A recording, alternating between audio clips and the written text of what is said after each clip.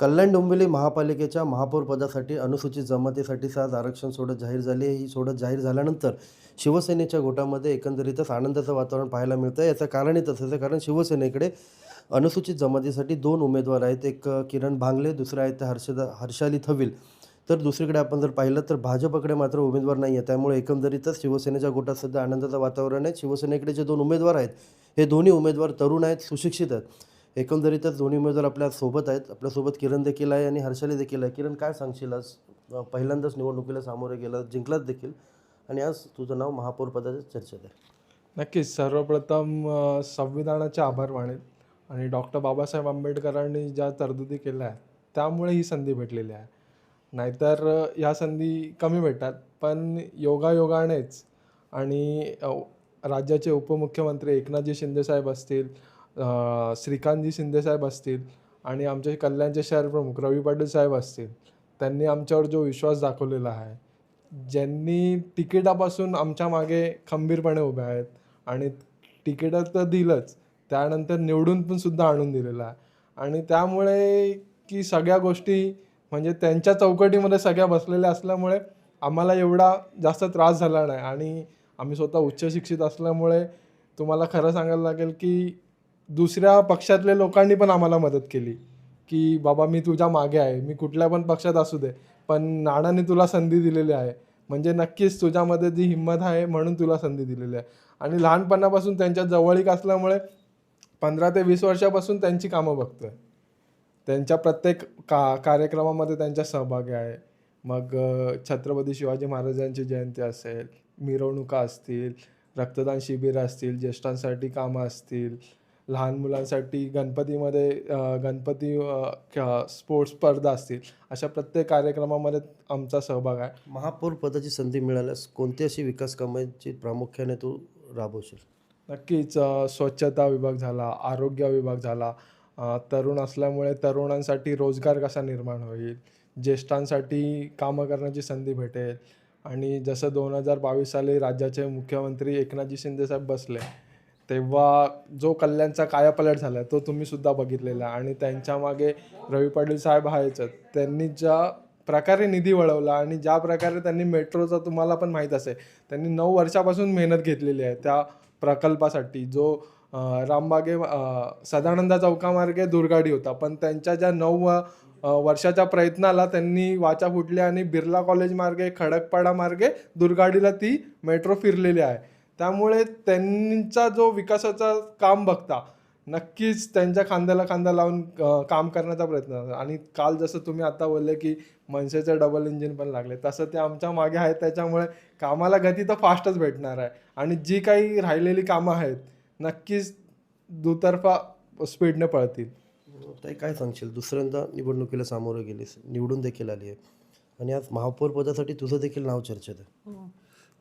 मी एवढंच सांगेन की आमचे शहरप्रमुख, खरं म्हणायला गेलं तर माझ्यावरती जो विश्वास दाखवला शहरप्रमुखांनी, त्यांची खूप मोठी माझ्यासाठी संधी आहे. आणि माझ्यासाठी खूप त्यांनी प्रयत्न केलेत की नाही, थविल आहे दुसऱ्या वॉर्डात. ॲक्च्युली मी होती 6 नंबर प्रभागामध्ये आणि आता 3 नंबर, म्हणजे जो आमचा आंबिवली ते टिटवाळापर्यंत, तिथे होते 2 BJPचे आणि 2 होते सेनेचे. असं आम्ही एकमेकांना संगनमत करून, आणि साहेबांनी त्यासाठी खूप फोर्स केला की नाही, तिलाच द्या तिकीट म्हणजे ते होईल. आणि त्यांनी तिथे तिकिटापर्यंतच प्रयत्न नाही आहे, त्यांनी पुढे जाऊन खूप प्रयत्न केला की त्या लोकांना समजूत घालणं, तिथून त्यांना बाबा नाही, ती आहे तिला सांभाळून घ्या, दोघंही नवीन आहेत त्यांना सांभाळून घ्या. म्हणजे मी सेकंड टाईम जरी असले तरी त्यांनी माझ्यासाठी तिथे खूप प्रयत्न केलेले आहेत. आणि आमच्या पक्षाने जो माझ्यावरती विश्वास दाखवला त्याच्यासाठी मी नक्कीच त्यांच्यासाठी कटिबद्ध राहील. जो पक्षाचा निर्णय तो मला मान्य असेल. महापौर पदासाठी नाव चर्चेत येणं हे अपेक्षित होतं? नाही, खरं तर म्हणायला गेलं की हे अपेक्षित नव्हतं.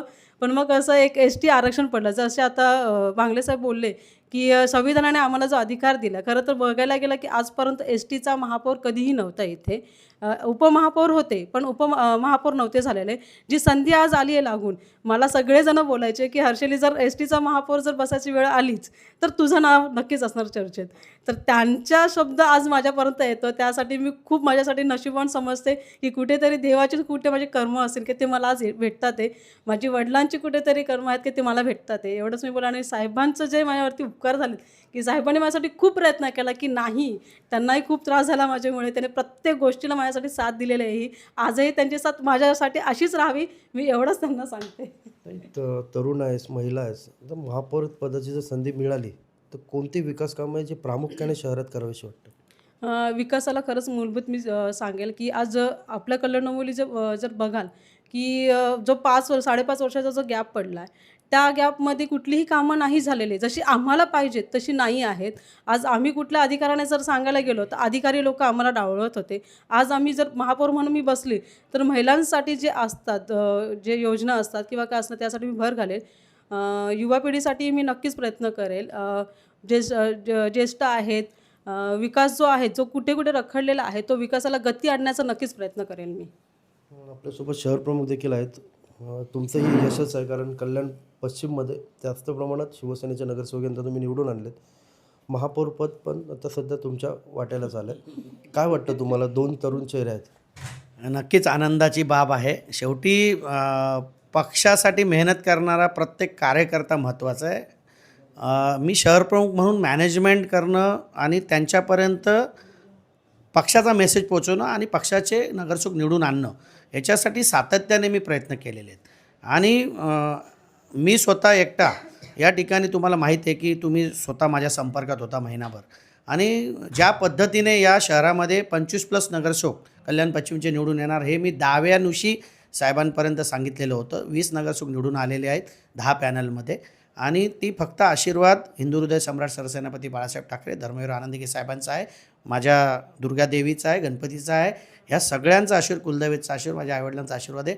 आणि सर्वात मोठा आशीर्वाद जो आहे तो एकनाथ शिंदेसाहेब आणि डॉक्टर श्रीकांत शिंदे साहेबांचा आहे. शेवटी बघा, कोणतरी आपल्या पाठीमागे असल्याशिवाय आपल्याला बळ मिळत नाही, आणि बळ मिळवण्यासाठी आपण एकनिष्ठ राहिलो पाहिजे.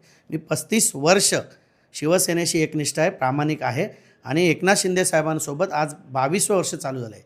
22 वर्ष त्यांच्याशी प्रामाणिक राहिलो. अनेक लोकं आली, अनेक लोकांनी वेगवेगळ्या प्रकारची आमिषं दिली, पण कधी रवी पाटील हल्ला नाही, डोलला नाही.